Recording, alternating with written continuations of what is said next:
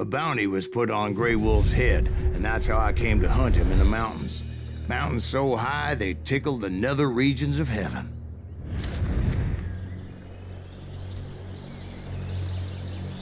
Grey Wolf was a Chiricahua Apache medicine man who had led a war party in revenge for a massacre against his people. The U.S. Army had attacked his tribe during his daughter's sacred sunrise ceremony, and the slaughter was unspeakable. I understood his anger, as there's nothing more traumatic than seeing those you love die in a cruel and painful death.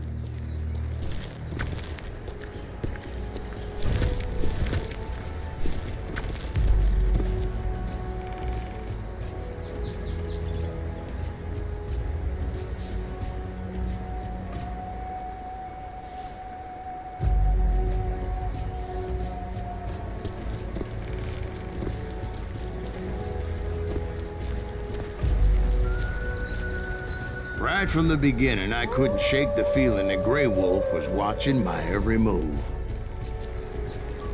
He led a band of young Apache warriors who wanted retribution and were more than willing to die for him.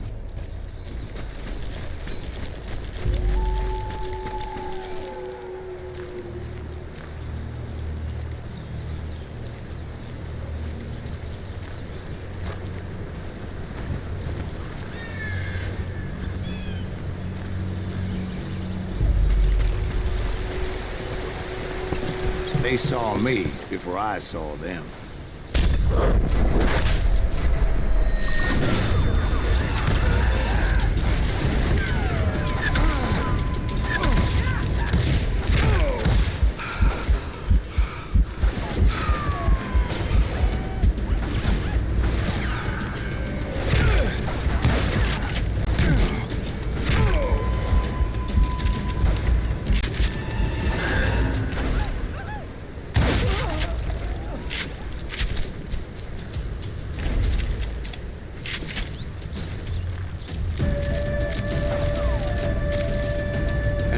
My mind that maybe this wasn't such a good idea.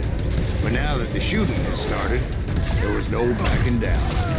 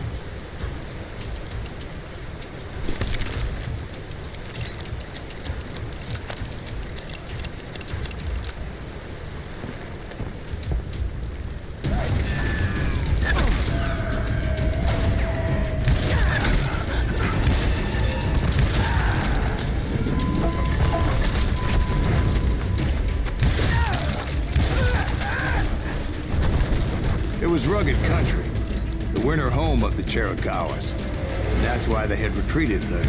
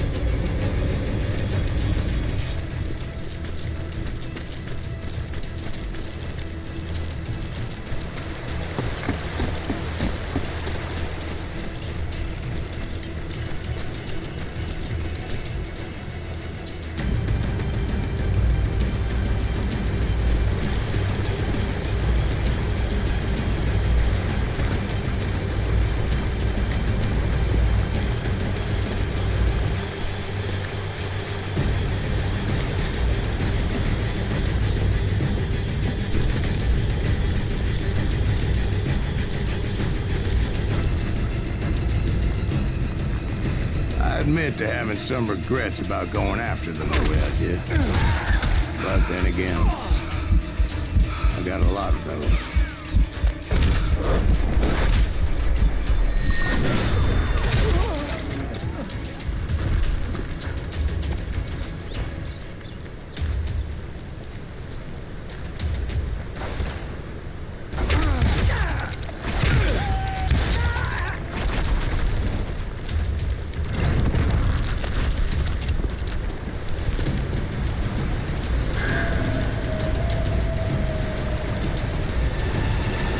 Grey Wolf? Not at that moment, but I did find the entrance to their hideout.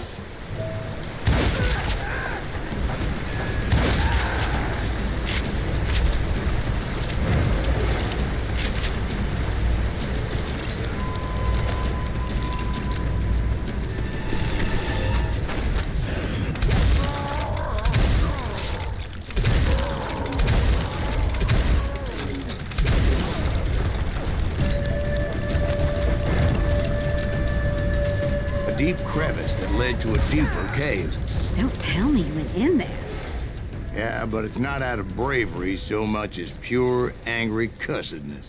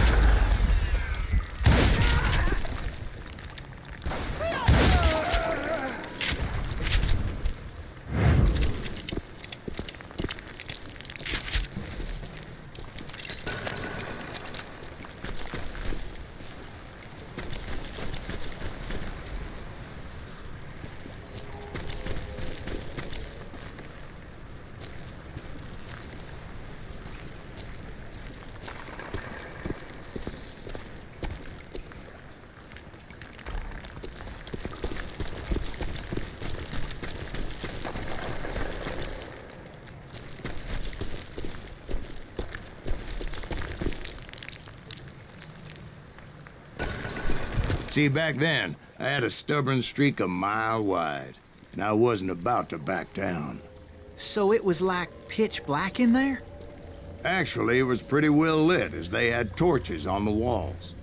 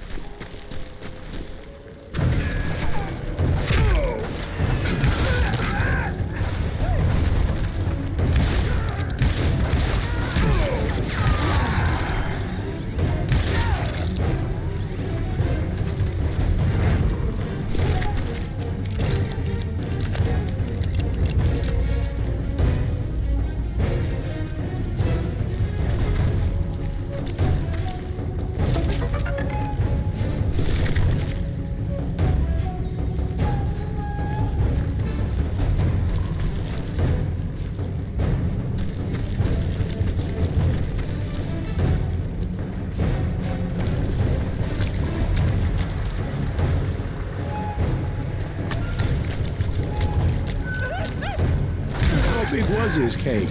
Big as hell, Ben. Chiricahua had hid out there during the Indian Wars.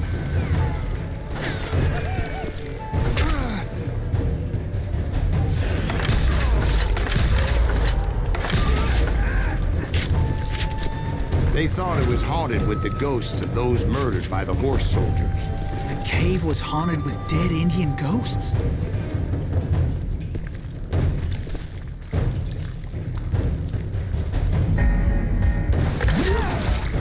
To be honest, I was more concerned with the live ones than the dead ones.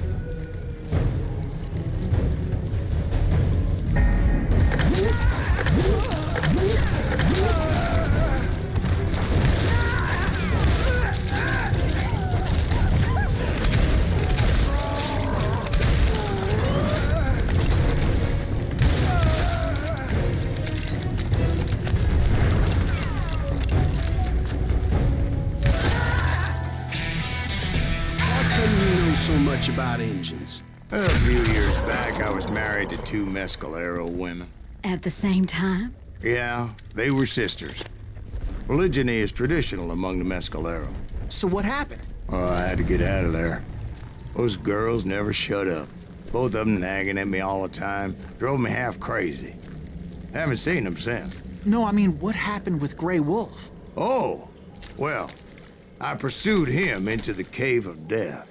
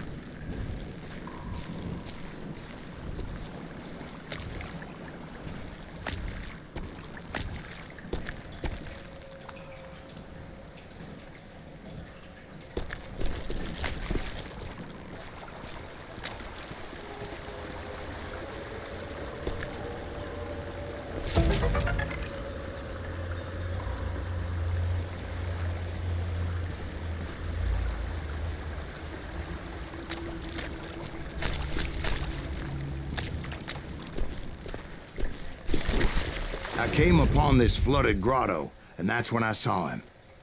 He came to me unarmed and unafraid.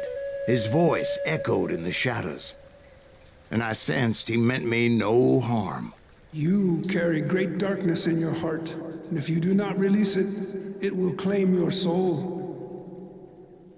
The sound of his voice put some kind of ancient Indian spell on me.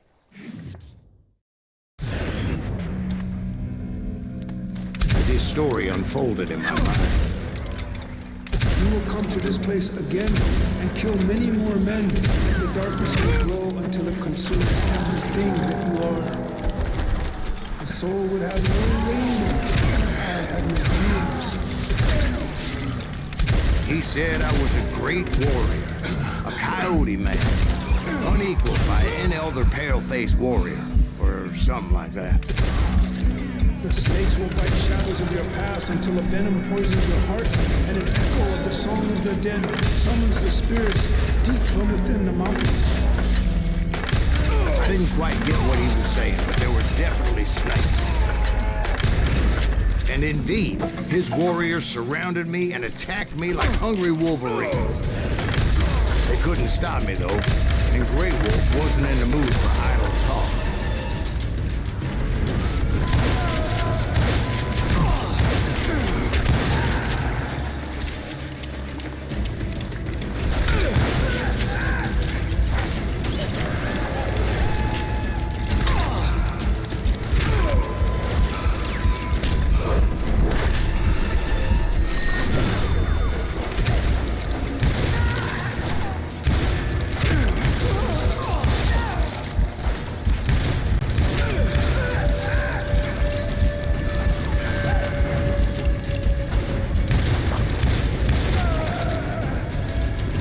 I swear I couldn't see any way out of this trap.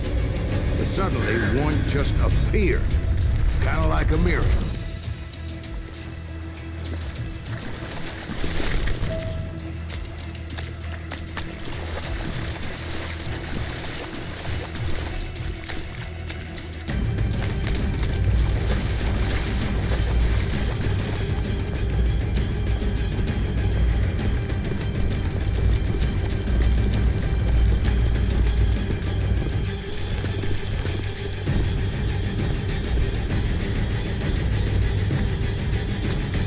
I felt like I would be lost in that damn cave forever.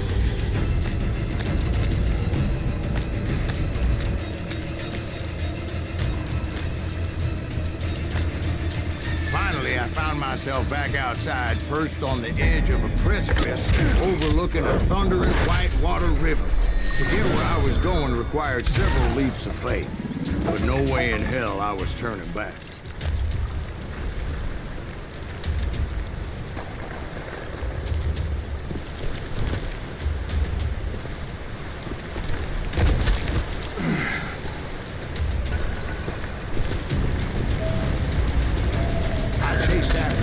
Determined to make him explain the meaning of all that mumbo-jumbo.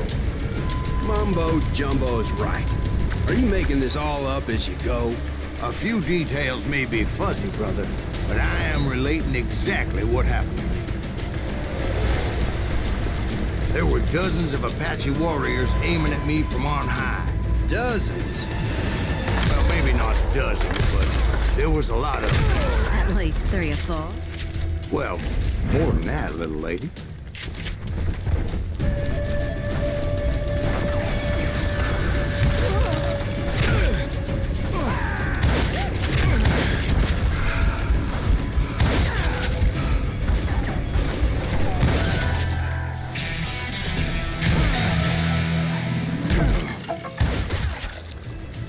I had a steep climb up creek ahead of me and scrambled up those rocks like a mountain goat. I was determined to locate Grey Wolf and find out exactly what the hell he was trying to tell me.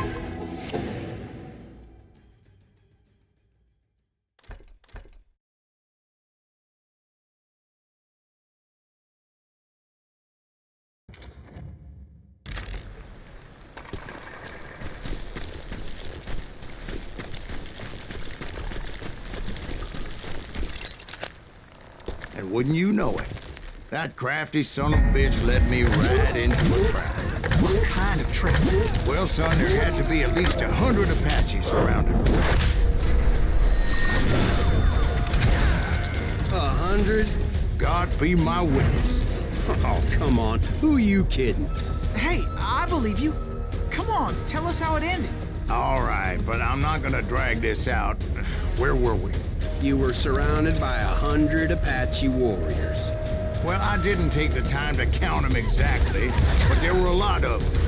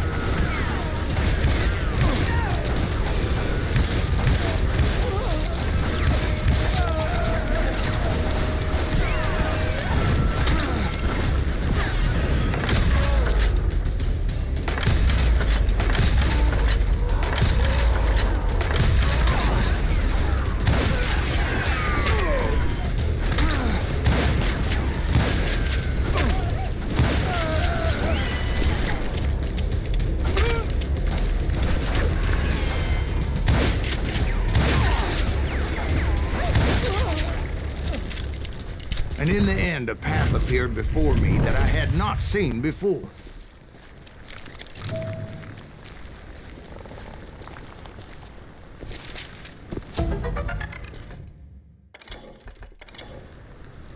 I followed it as I desperately needed to find out what Grey Wolf was trying to tell me. But it was like that son of a bitch disappeared into thin air.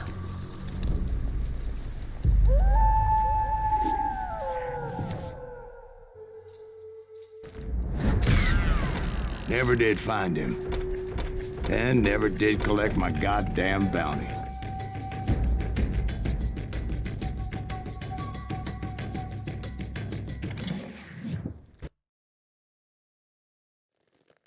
Thank you, darling. It's interesting how the truth can sometimes seem, might malleable, depending upon your point of view. Like how those dime novels make you out to be something you're not? Jack, don't be starting trouble. No, he's right. They do tend to exaggerate. Did they exaggerate your part in taking down the Daltons? Well, I was there in the flesh, boy, so I saw what happened firsthand.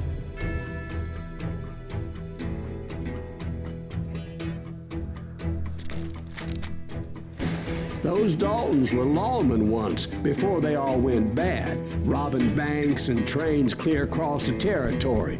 Until Coffeeville, of course. I was one of the citizens who took up arms that day. Fighting on the side of right? I did my best, sir. We all did.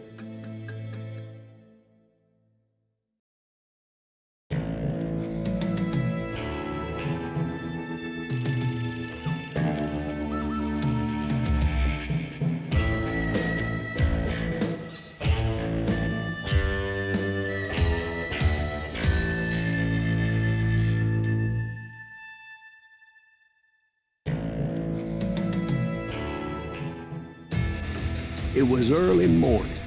One of my friends was a local gunsmith, and he handed out firearms to anybody who'd take one.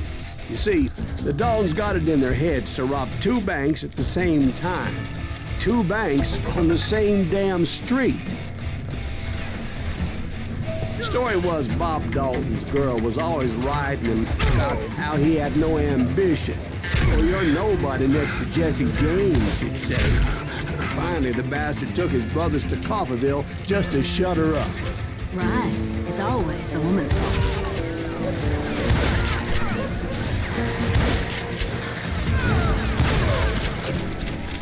Well, the locals recognized the Daltons right off. Before they could get away, half the town took up arms to defend their property. Their first mistake was pulling a job in their own damn hometown. The boys grew up in Coffeeville, so everybody knew them. The bank teller tricked them, telling them the time lock on the safe wouldn't open till 9:30. Well, that gave the locals enough time to prepare an ambush for those sons of bitches. Put some holes in them! God damn you!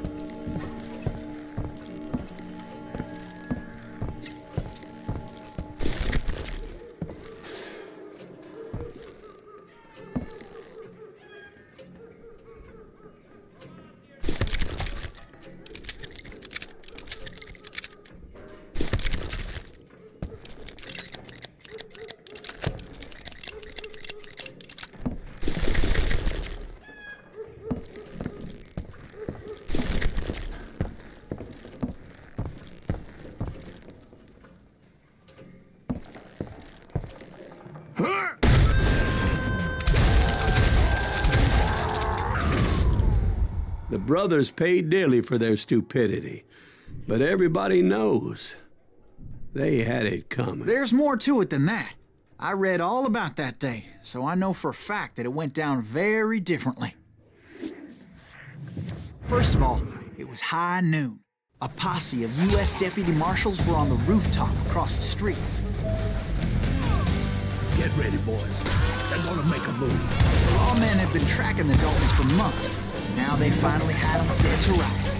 Among them was a bounty hunter feared by many a lawbreaker. The marshals tried to get the Daltons to surrender. They'll give up eventually. We just gotta wait and see what goes down. This bounty hunter knew that the brothers were far too proud to ever lay down their guns. He went in there alone to confront those criminals. One of the marshals shouted, "Where are you going? Are you crazy?" Hey, where do you think you're going, dumbass? That rifle's mine. But he paid him no mind.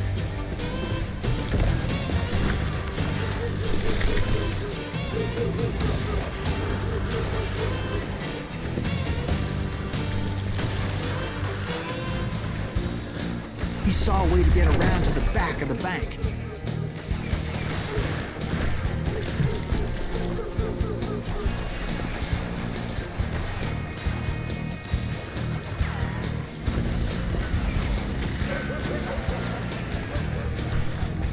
Then he figured out how to hit the Daltons from a direction they weren't expecting.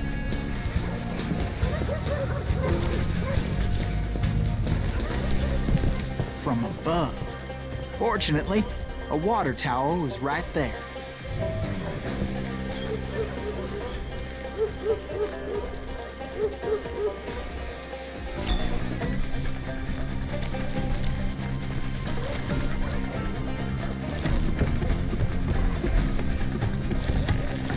moment later, he was climbing up a steep ladder, laughing at danger as he did.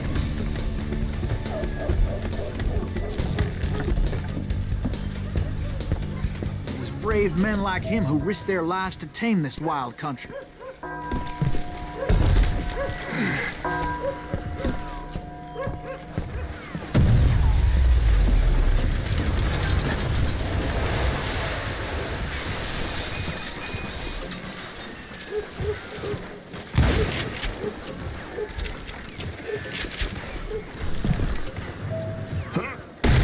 We've got company. Heroic men like him, who did what other men couldn't or wouldn't to make this country free. Like Jim Bowie and Davy Crockett, who died defending the Alamo.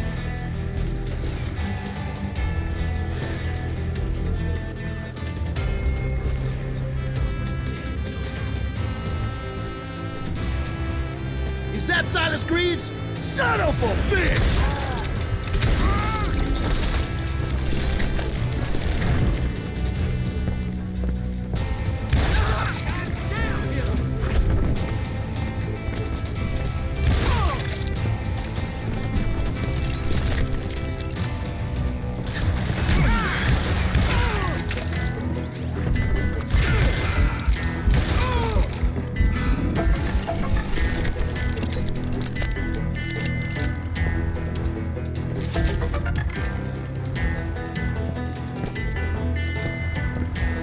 Over there!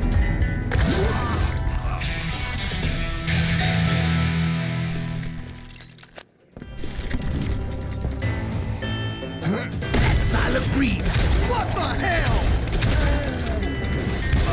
Blam! He came away victorious, taking down those thieving Daltons.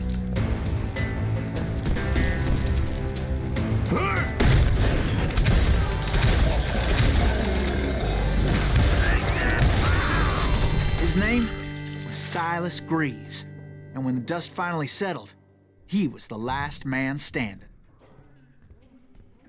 Sorry, kid, but that just wasn't the way it happened.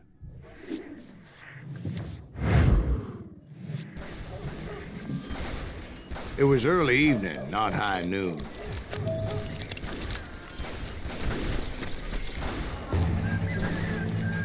I was late to the party and Coffeyville was already up in arms. Daltons blew up a safe and were all set to hightail it out of there.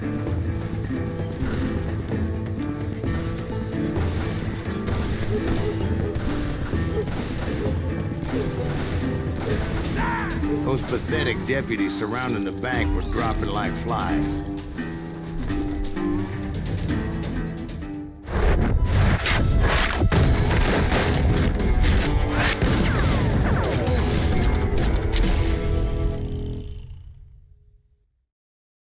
I had been tracking those jokers for months, waiting for them to do something reckless. And finally, they did. Those stupid bastards decided to rob two banks at the same time in the same town where everybody knew them. But they still had friends in Coffeyville. Ain't bothered me none. What are you gonna do?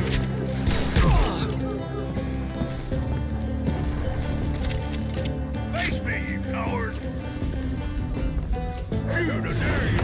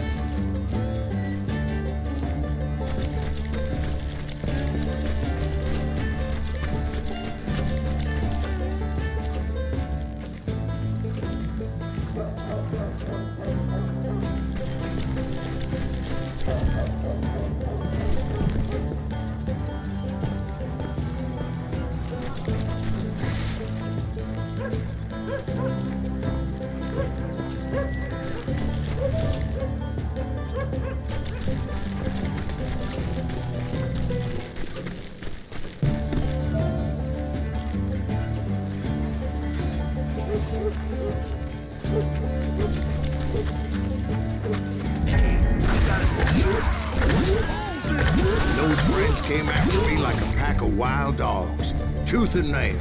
They were coming at me from all directions.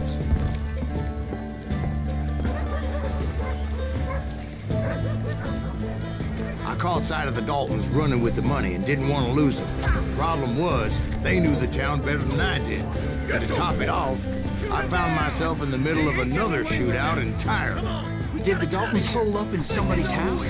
No, it was the Smiths, I believe. They were cousins of the Daltons, and they were shooting at the Browns, who were shooting at the Daltons, which wasn't any surprise, because those two families have been feuding forever.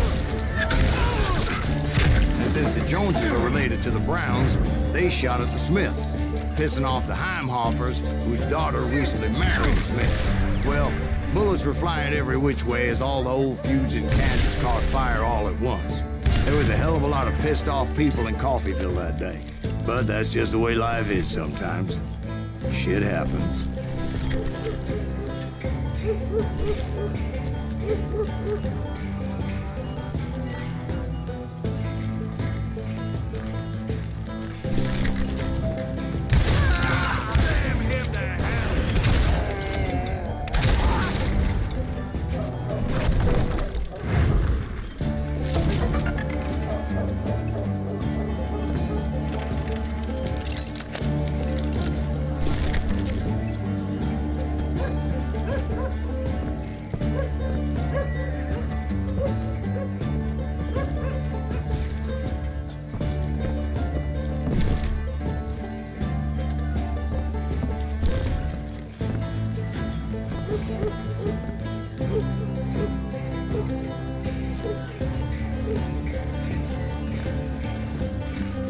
The Dalton boys knew I would never give up.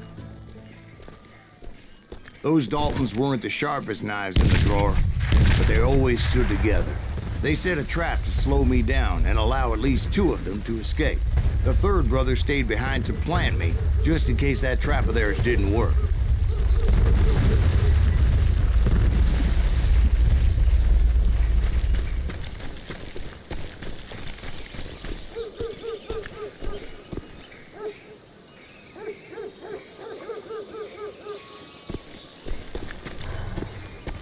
It was Emmett, the youngest, and he decided to stand his ground and face me down. I ain't afraid of you, Silas Greaves. This is where it ends for you. He was determined to protect his brothers. I understood how he felt. Taking me on all by his lonesome wasn't exactly a recipe for a long life.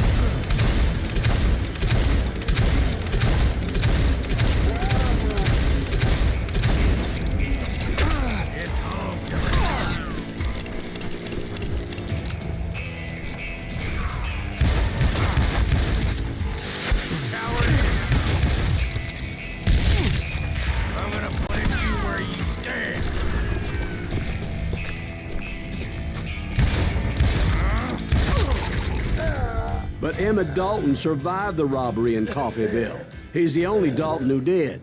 They say he was shot 23 times. Well, Dwight, who do you think put all those damn holes in him?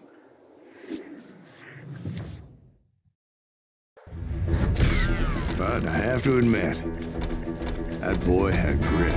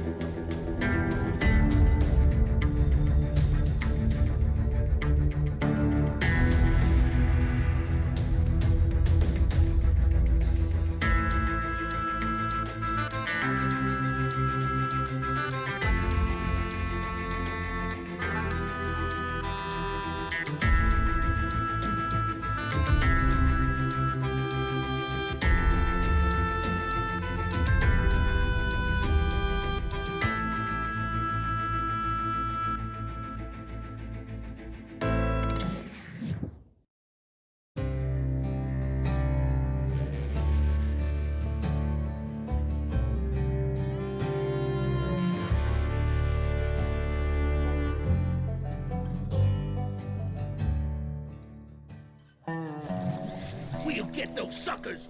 It took me a couple of days to track the Daltons down.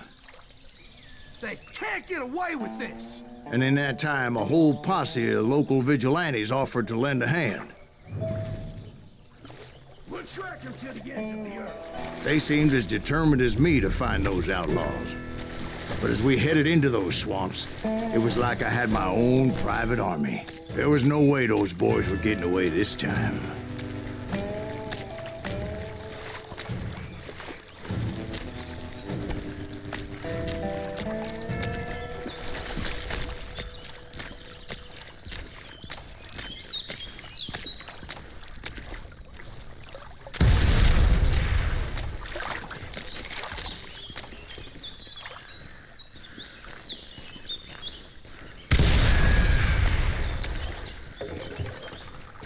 It was early fall, right? Beautiful time of year. At least you had the weather on your side. Not by my recollection. It was damp and foggy as hell.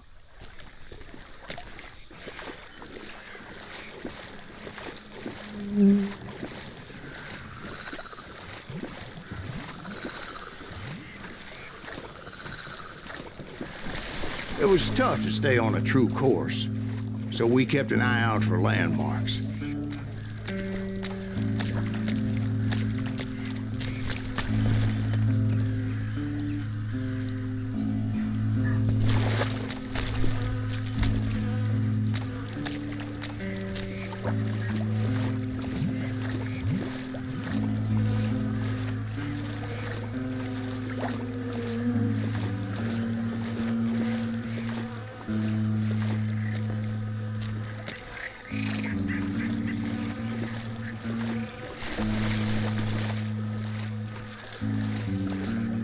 It was autumn. The maple trees were in full color, red as blood.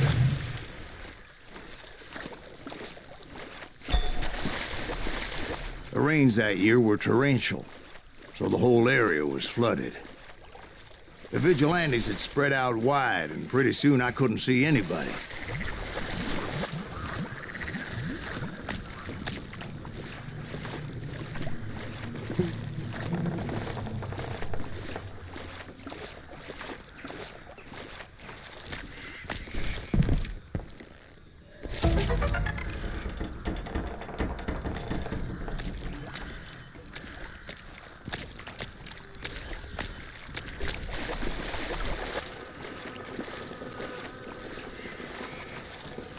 Bury them in the swamp. Right where they stand. Except for some bitches ahead of me wanting to do me harm. So I had to face them alone. I wondered why my compatriots didn't come running when they heard the shots.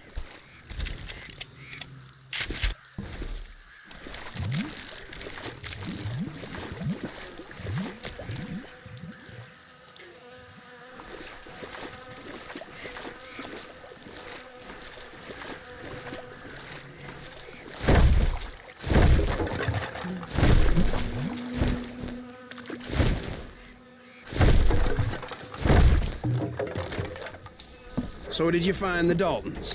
Not yet, but I did have the questionable pleasure of meeting a few of their friends.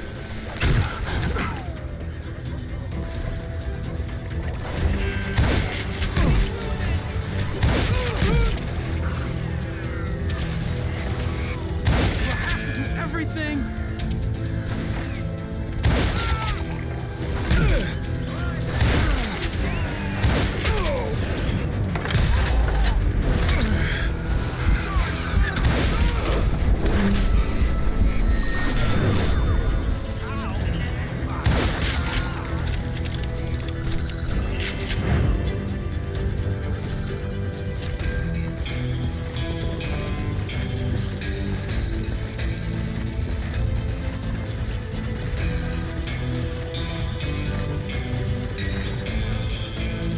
Had established quite a reputation by that time, so they attracted all manner of riffraff to their cause.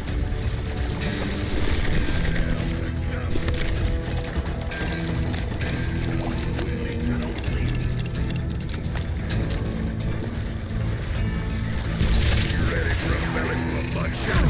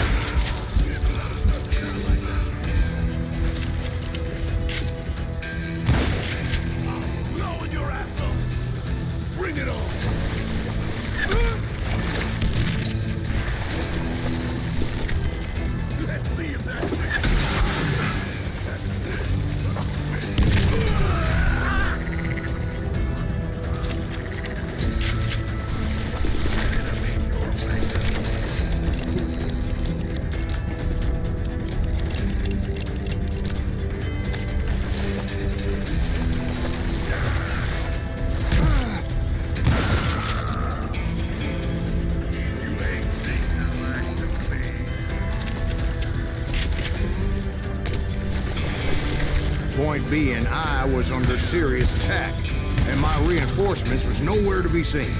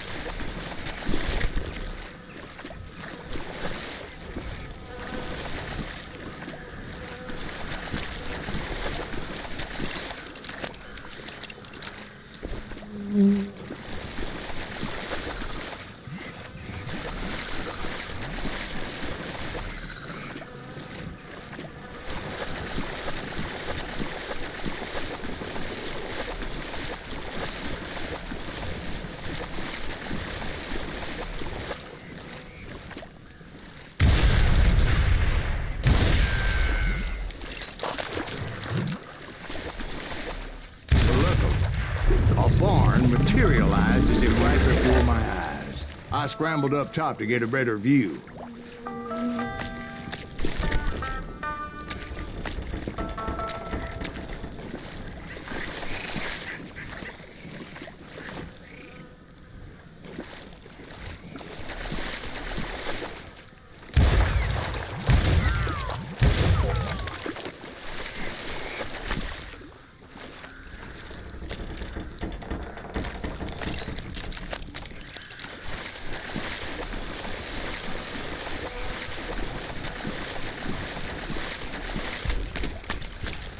but just ended up falling inside. So, how did you get out? The barn doors was open. About right then, I saw some suspicious characters running through the bushes. Of course, I followed them. But that goddamn swamp was like a goddamn maze, and pretty soon I had no goddamn idea where I was. Steve?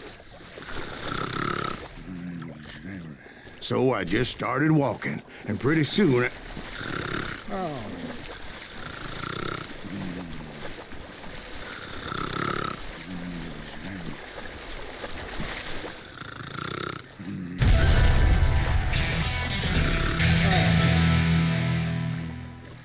Steve? Steve? Huh? Oh, no, I'm listening. Indians surrounded me from all sides.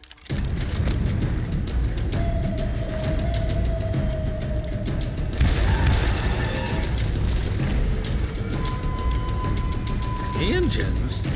There were Indians. No. I just wanted to make sure Steve was paying attention. Now, where was I? You were following the Daltons through a swamp? That's right. See, Steve? Dwight's paying attention. Oh, I'm listening. I was just resting my eyes. So, where was I? The Daltons. Right. See, there's a reason so many outlaw gangs are made up of brothers. Being a brother is a very sacred thing. It's a bond like no other.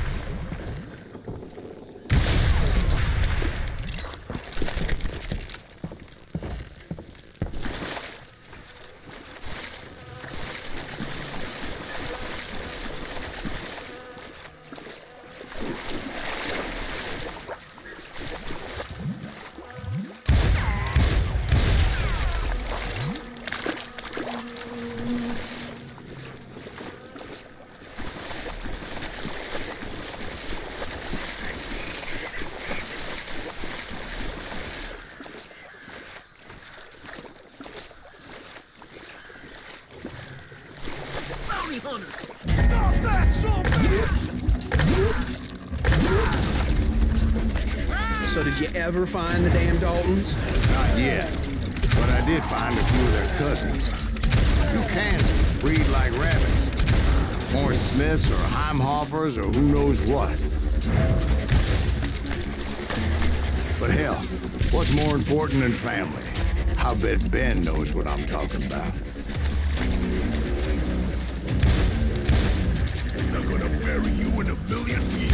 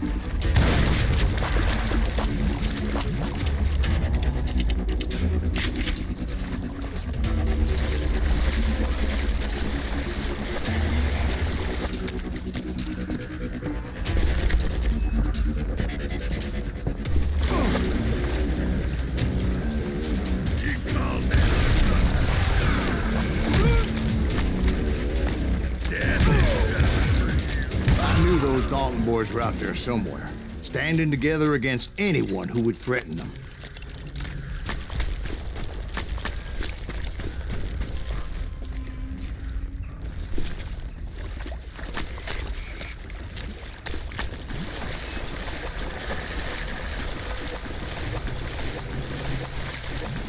And that's when I saw it. A goddamn steamboat. A steamboat? In a swamp? Yeah, Steve, but this wasn't much more than a wreck, really. But how'd a damn steamboat end up in the swamps? Guess it floated off during the flood of '89. Now, was it a stern wheeler or a side wheeler? What? Does that really make a difference, Steve? It was a steamboat with a goddamn army on board. It was then that a fusillade of bullets come raining down from on high, and those vigilantes who accompanied me weren't anywhere to be found. But among those men that were shooting at me, I thought I saw some familiar faces.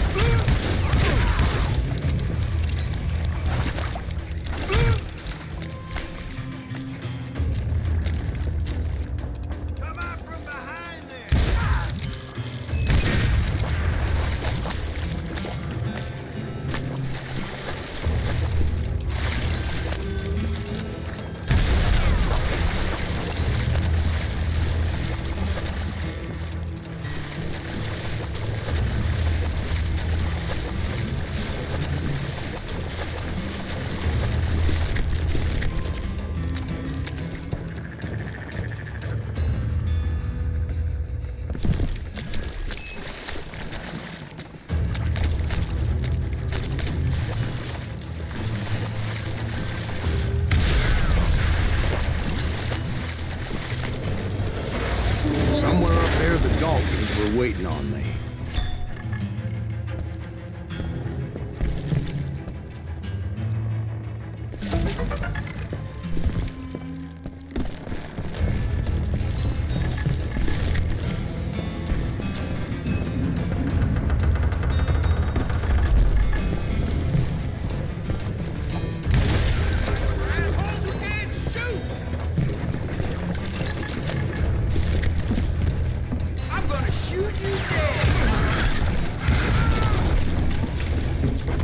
Sounds like you don't give up too easy. That's the kind of man I am, Ben. I set out to do something. I do it. Surrender just ain't in my nature. Plus, I'm stubborn as hell.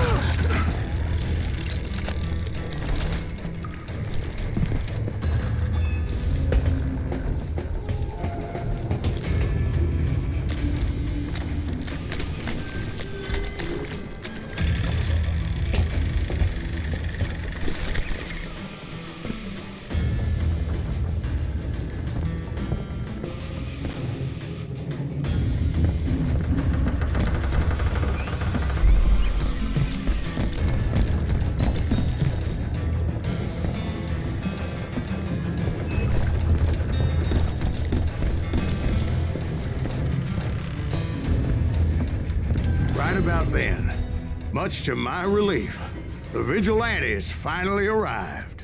Their leader motioned at a cabin in the middle of the top deck, pointing me directly at the Daltons. I finally had them, after months of dogged pursuit.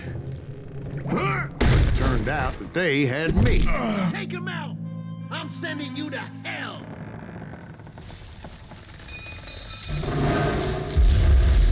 The Daltons had played me like a fiddle. After all, is it? Apparently, the vigilantes were on their damn payroll. They didn't just want to shoot me. They wanted to burn me alive. But finding my way out of a burning labyrinth proved to be quite a challenge. It was a riverboat, right? I mean, it's not like it was a goddamn ocean liner. Well, yeah, but I was in a Did you fight. hear about that ship that's gonna launch next year? Largest one in the world. You're talking about the Titanic. If you ask me, it's too blessed big. I don't think it'll even... So anyway, Don't be stupid, Steve. They know what they're doing. They say that the Titanic is unsinkable. oh God. But getting back to that steamboat, how'd you get off it, Mr. Breeze? I took in a lot of smoke that day, so I admit my recollection might be a bit hazy. But somehow I managed to finally disembark. It was time to settle this once and for all.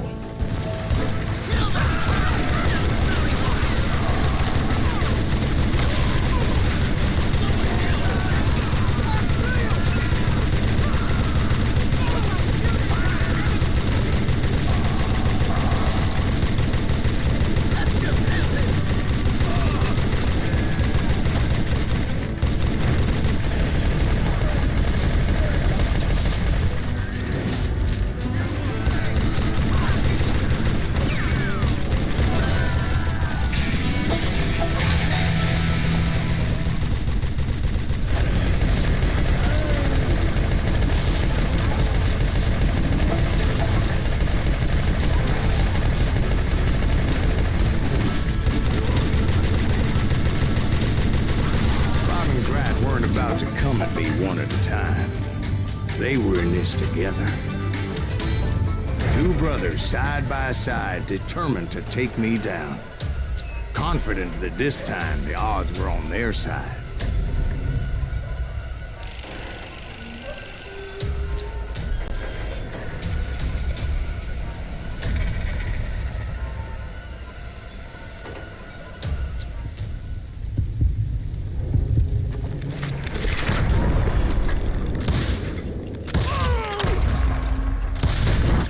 They got it wrong.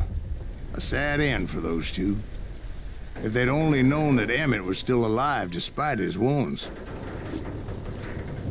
Paroled 14 years later, he moved to California and sold real estate and lived off the legend of that fateful day. And the tragic death of his two brothers.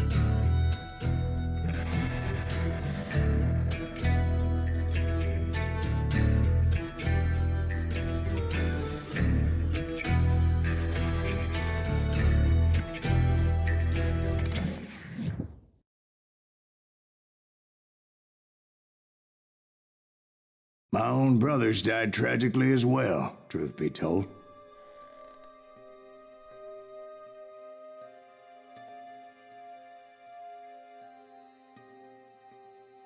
It was 1868, and me and my older brothers were pulling a tidy profit running cattle into Juarez, Mexico. One night after my brothers retired for the evening, I found a little poker game in a cantina with a couple of cowboys. And I just couldn't lose. I even won an old Spanish coin that had to be 100 years old. Well, I was mighty pleased with myself the next morning as my brothers and I rode for Texas. But before we crossed the border, those cowboys caught up with us. It was Johnny Ringo, Roscoe Bob Bryant, and another asshole named Jim. They wanted their money back and everything else we had, including our lives, as those boys didn't want us coming for them later. Bob put that old Spanish coin in my mouth and said, "I won't have it said that I left you with nothing, boy." Well, those horses bolted, and there we hung as those bastards rode away. The branch finally snapped under the weight of the three of us, but being my older brothers were bigger and heavier, they were already dead. And right then I swore to myself that I would avenge them. Ringo you know about. But Bob eluded me, until I heard he was riding with the Wild Bunch.